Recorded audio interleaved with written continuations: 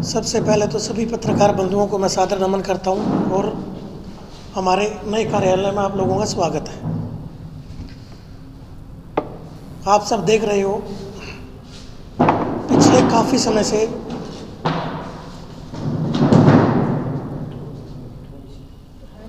बहुत बड़ा गंभीर मुद्दा हरियाणा प्रदेश की जनता के सामने आ रहा है, जिसको देखकर आज कांग्रेस पार्टी ने एक डिसीजन लिया है, पानीपत कांग्रेस ने खासकर, कि पानीपत के अंदर कम से कम 10,000 राशन कार्ड काट दिए गए हैं फैमिली आईडी का मुद्दा दिखाकर।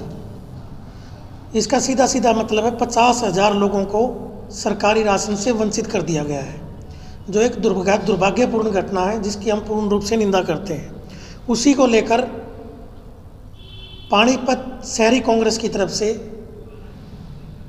16 फरवरी को सुबह 10 बजे लाल बत्ती चौक पर सांकेतिक भूख हड़ताल और उसके बाद 12 बजे हम वहाँ से पैदल मार्च कर उपायुक्त महोदय को महामहिम श्री राज्यपाल जी के नाम ज्ञापन देंगे। आप लोगों के माध्यम से मैं पूरी पानीपत की जनता से अपील करता हूँ कि वे ज़्यादा से ज़्यादा संख्या में इस प्रदर्शन में हमारे साथ शामिल हों और आपकी आवाज़ बुलंद करने में हमारा सहयोग करें। उसके साथ साथ आप देख रहे होंगे अनेक ऐसे मुद्दे, जैसे फैमिली आईडी का मुद्दा है, उसके अंदर हम डोर टू डोर जा रहे हैं पिछले 1 महीने से लगातार सभी कॉलोनियों के अंदर। हमने देखा वहाँ पर ऐसे ऐसे लोगों से मिले जिनके 20 गज के घर, सिर्फ 20 गज, आप अंदाज़ा लगा सकते हो 20 गज के मकान में कोई व्यक्ति कैसे रहता होगा। उसकी भी लाखों रुपए इनकम दिखाकर उसका भी राशन कार्ड काट दिया गया। हम एक ऐसी महिला से मिले जिसके बेचारी के दोनों पाँव नहीं थे, परिवार में कोई व्यक्ति कमाने वाला नहीं है, उसकी भी राशन कार्ड काट दिया गया। हम एक कॉलोनी में गए, वहाँ पर हमने एक अचंभा देखा। एक महिला अपने 18 वर्षीय बच्चे को हमारे पास लेके आई और उसने कहा, भाई साहब देखो इसको। माँ भाई ठीक है, स्वस्थ है, क्या दिक्कत है बताओ। उन्होंने बोला, जी सरकार ने इसको राशन कार्ड में मृत घोषित कर दिया। तो इससे बड़े दुर्भाग्य क्या बात होगी, जिस माँ का बेटा 18 साल का और उसको प्रशासन ने मृत घोषित कर दिया। माँ भाई आपको तो जीवित करने में सारी उम्र बीत जाएगी इसको। इसलिए अनेक ऐसे मुद्दे आज जनता के बीच हैं जिनको लेकर हम आप सब लोगों के रूबरू हुए हैं। जब फैमिली आईडी पे जाते हैं ना, उसमें इनकम दिखाई गई, उसका कोई आधार नहीं है। वो पोर्टल पर लोगों ने दफ्तर में बैठकर उसको फीड कर दिया, भाई आज आप लोग की इनकम 10 लाख रुपए। एक महिला के घर गए हम, बेचारी बर्तन मांजकर अपना परिवार चला रही थी, उसकी दिखा दी फैमिली, उसकी इनकम, उस महिला की इनकम 3,10,000 रुपये। माँ बाप 3,10,000 रुपये आप इसको दे तो उसको क्या जरूरत है राशन कार्ड बनवाने की। आप 5 किलो राशन तो गेहूँ तो देते हो, 20 किलो गेहूँ देते हो एक व्यक्ति को, आप इसको 3,10,000 रुपये दे तो उसको जरूरत ही नहीं राशन कार्ड बनवाने की। इसलिए ऐसे संवेदनशील मुद्दे हैं जिस पर सरकार को ध्यान देना चाहिए, क्योंकि गरीब आदमी है।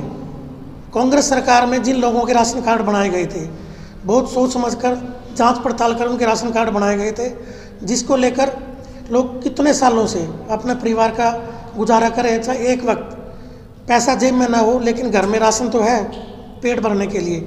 लेकिन इस सरकार ने उस काम को भी, राशन भी ख़त्म करने का काम कर रही है। इसके नाम पर जनता के साथ बहुत बड़ा धोखा किया गया। फैमिली आईडी में इनकम दिखाकर ज़रूरतमंद लोगों के, जो एक्चुअल ज़रूरतमंद है, जब सिविल हॉस्पिटल में जाते हैं तो उनका आयुष्मान कार्ड नहीं बने, और जो पैसे दे के बहुत से लोग अपना आयुष्मान कार्ड बना के, जिनके पास संपन्न है, ITR जाती है, घर में 4-4 गाड़ियाँ खड़ी हैं, बढ़िया कोठी है, बढ़िया एरिया में रहते हैं, उन लोगों का आयुष्मान कार्ड बने हुए हैं। और जब ज़रूरतमंद लोग सिविल हॉस्पिटल के अंदर जाते हैं तो वहाँ ना तो डॉक्टर मिलते, ना दवाइयाँ मिलती, CT स्कैन के नाम पर बाहर पर्ची बना दी जाती है। गर्भवती महिलाओं को अल्ट्रासाउंड की ज़रूरत है, उसके नाम पर बाहर पर्ची बना दी जाती है, भी बाहर जाओ, जाकर आप इलाज कराओ। यहाँ पर कुछ नहीं है। सरकार सिवाय ढकोसलेबाजी के आयुष्मान कार्ड बनाकर लोगों को बरगलाने का काम कर रही है, सिवाय उसके वहाँ कुछ नहीं मिलता। और हम हर संडे को तकरीबन कोई ना कोई मेडिकल कैंप में जाते हैं, जो प्राइवेट संस्थाओं द्वारा लगाया जाता है। उस कैंप के अंदर जाकर मैं कल भी, इस संडे को, कल की बात है, परसों की, हम एक कॉलोनी के अंदर गए, वहाँ 900 ओपीडी हुई। मायने रखता है 900 ओपीडी एक कैंप के अंदर होना, और कम से कम भी 30 से 40 लोगों की आंखें बिल्कुल ऑपरेशन लायक थी। हमने उनसे पूछा भाई आप ऑपरेशन सिविल हॉस्पिटल में कराओ, उन्होंने बोला जी अंधे होना हमने वहाँ ऑपरेशन करा के। ये स्थिति है लोगों के मनों में, ये है हमारे सरकारी तंत्र के विचार बारे में सोच समझ। और मैं उन संस्थाओं का भी आभार व्यक्त करता हूँ जो लगातार कॉलोनियों में जाकर इस तरह कैंप लगाकर लोगों को स्वास्थ्य सुविधाएं मुहैया करा रही है। इसके बाद अब हम निगम की बात करते हैं। निगम के अंदर चले जाओ, छोटा से छोटा काम, एक सबसे बिल्कुल आप कह लो उसकी तो एक पैसा लेते हुए आदमी को शर्म आनी चाहिए, मृत्यु प्रमाण पत्र के नाम पर भी निगम के अंदर पैसे मांगे जाते हैं। इससे शर्म की बात हमारे शहर के लिए कुछ हो नहीं सकती। प्रॉपर्टी आईडी के नाम पर लोगों को भड़का लाया जाता है। एक बात छोटी सी मैं पूछना चाहता हूँ आपके माध्यम से, कोई प्रॉपर्टी आईडी कहते हैं गलत है, जब उसके पैसे दे दिए जाते हैं रिश्वत के तौर पर, फिर वो सही कैसे हो जाती है? इसका जवाब इस लोगों को देना पड़ेगा, क्योंकि हमारे जो चुने हुए लोग वहाँ बैठे हैं, चाहे हमारी पार्षद है, मेयर है, हमारे विधायक है, उनको इस बात को देखना चाहिए। जब उन्होंने एक रिजेक्ट कर दी भाई ये प्रॉपर्टी आईडी नहीं बन सकती, पहली बात तो क्यों नहीं बन सकती? जब हमारे बाप दादा ने हमारे नाम प्रॉपर्टी कर दी और उस प्रॉपर्टी रजिस्ट्री कराने के लिए हम जाते हैं तो उसके अंदर प्रॉपर्टी आईडी क्या जरूरत है? लेकिन उससे बड़ी दुर्भाग्यपूर्ण बात यह है कि वो रिजेक्ट कर दी प्रॉपर्टी आईडी, जब पैसे दे देते हैं तो फिर वो आईडी सही कैसे हो जाती है? इस बात का जवाब भी हम इनसे मांगते हैं। और सबसे बड़ी बात,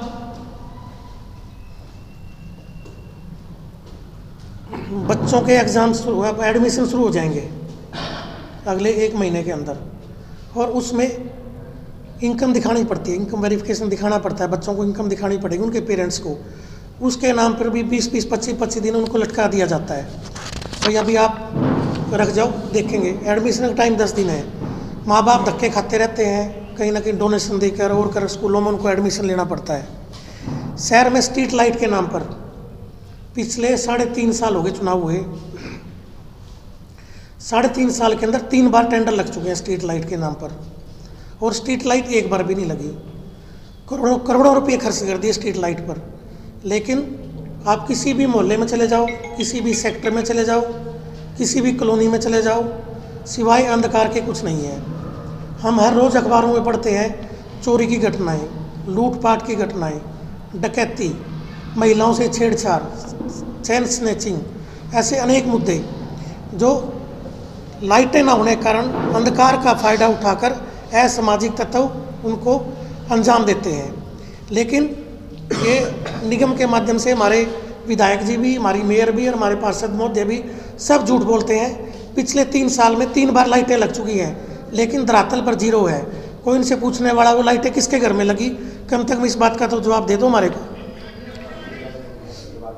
उसके बाद अभी एक नई घोषणा हमारे विधायक जी ने की है। पहले भी कहते थे भाई 1456 करोड़ रुपये पानीपत पे लगा दिए, और मैं वादा करता हूँ अगर 1456 करोड़ में सिर्फ 700 करोड़ भी पानीपत के ऊपर लग जाए ना, जो हमारे विधायक जी चाहते थे भाई पानीपत को इंदौर बना देंगे, तो वाकई में इंदौर बन जाता पानीपत।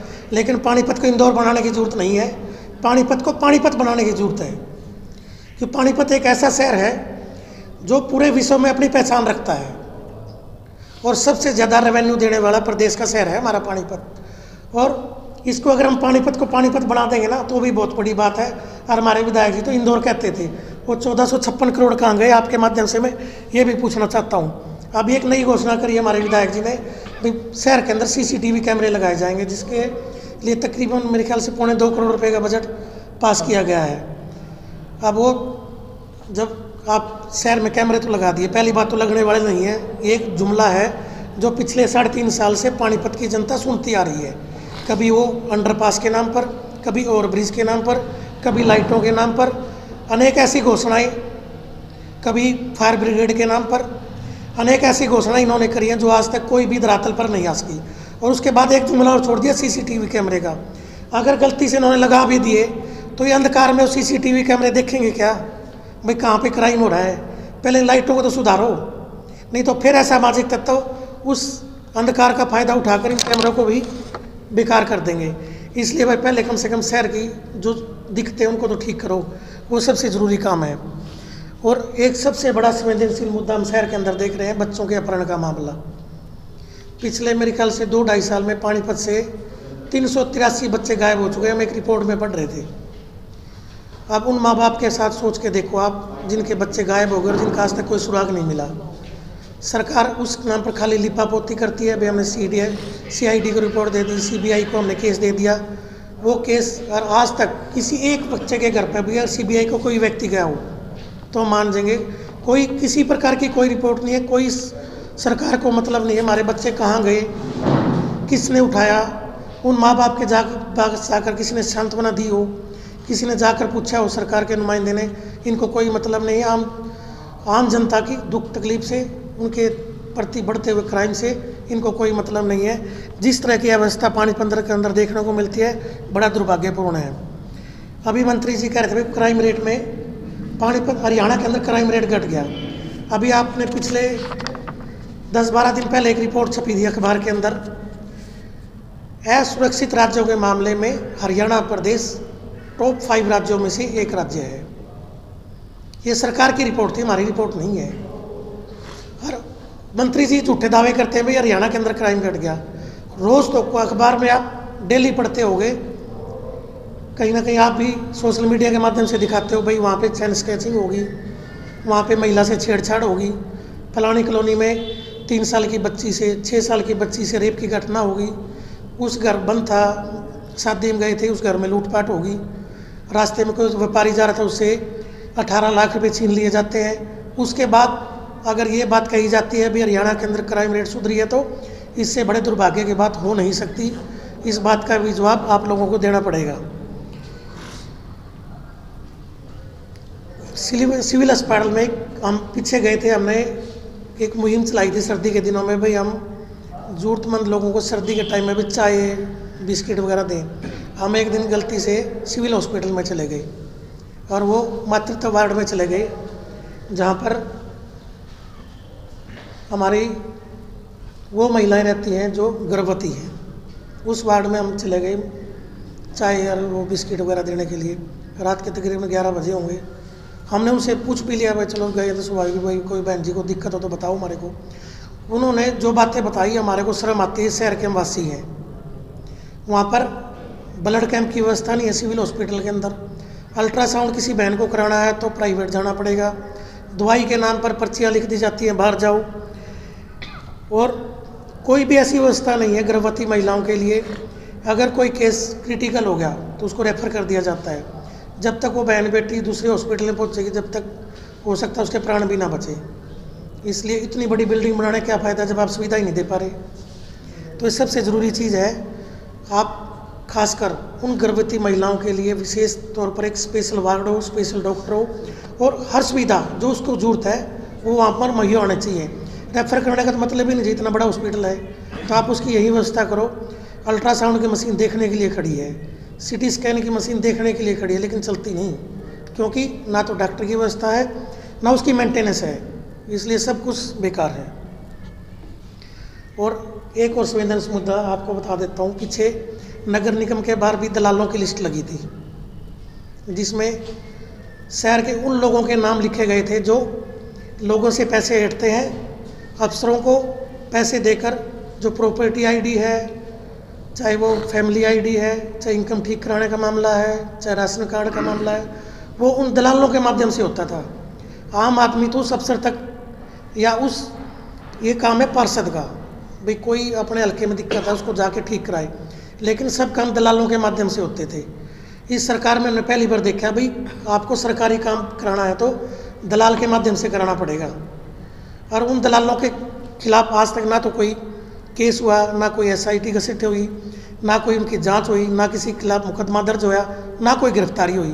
दुर्भाग्यपूर्ण बात है, सरकारी लिस्ट जारी करती है, सरकारी उनके खिलाफ कोई कार्रवाई नहीं करती। और अभी एक पुलिस ने भी लिस्ट जारी करी थी दलालों की, वो भी अखबार में भी आई, आप लोगों ने सोशल मीडिया के माध्यम से भी दिखाया, लेकिन उन दलालों के नाम तो उजागर कर दिए गए, लेकिन उनके खिलाफ आज तक कोई कार्रवाई नहीं हुई। उनके खिलाफ भी मुकदमा भी दर्ज होना चाहिए, SIT भी गठित होनी चाहिए, और ये भी पता चलना चाहिए भी इन लोगों ने किसको रिश्वत दी और क्या क्या गलत काम इनके माध्यम से हुए। और भी अनेक ऐसे मुद्दे शहर के अंदर फैले हुए हैं। आज सबसे बड़ा मुद्दा जिसके लिए हमने आप लोगों को बुलाया है, हम 16 तारीख को सुबह 10 बजे लाल बत्ती चौक पर सांकेतिक भूख हड़ताल करेंगे और उसके बाद डीसी साहब को ज्ञापन देंगे पद यात्रा करते हुए। आप सबसे मेरी अपील है कि ज़्यादा से ज़्यादा लोगों तक पहुंचाओ, ताकि 50,000 लोग एक मायने रखता है। शहर की तकरीबन 25% आबादी आज राशन से वंचित है। आप लोगों के माध्यम से हम सबसे अपील करते हैं ज़्यादा से ज़्यादा संख्या में पहुँचें और इस सोई सरकार को और अपने काम करवाने के लिए जब तक सड़कों पर आकर आवाज़ नहीं उठाओगे, जब तक आपकी सुनने वाला कोई नहीं है। इसलिए हमने एक बीड़ा उठाया है, इस पानीपत की जनता के साथ कोई भी ऐसा काम नहीं होने देंगे जिससे हमारे पानीपत के लोग अपने जीवन में कठिनाई महसूस करें। जब पानीपत की जनता के साथ कोई भी ऐसा कार्य किया जाएगा, पूरी पानीपत कांग्रेस एकजुटता के साथ आपकी आवाज़ उठाएगी और सरकार को मजबूर करेगी कि आप लोगों के काम ठीक करें, आप लोगों की भलाई के लिए काम करें, जनता की सुविधा के लिए काम करें, जनता की भलाई के लिए काम करें। और उसके लिए पानीपत कांग्रेस को चाहे कुछ भी करना पड़े, हर वक्त हम तैयार रहेंगे। उसके साथ साथ पानीपत के अंदर जाम की समस्या, बढ़ता प्रदूषण, गिरता जल स्तर, बढ़ता क्राइम जिसको बड़े बड़े लोग दावे करते आ रहे हैं, बढ़ती बेरोजगारी, बढ़ता नशा, गिरता स्वास्थ्य सेवाएं, अनेक ऐसे मुद्दे पानीपत के अंदर हैं जिन पर आज काम करने की ज़रूरत है। और मैं आप लोगों के माध्यम से फिर कहता हूँ, इस बार हमने एक बीड़ा उठाया इस निगम को बदलने का। अच्छे लोगों को चुनकर इस बार पानीपत की जनता निगम में भेजेगी।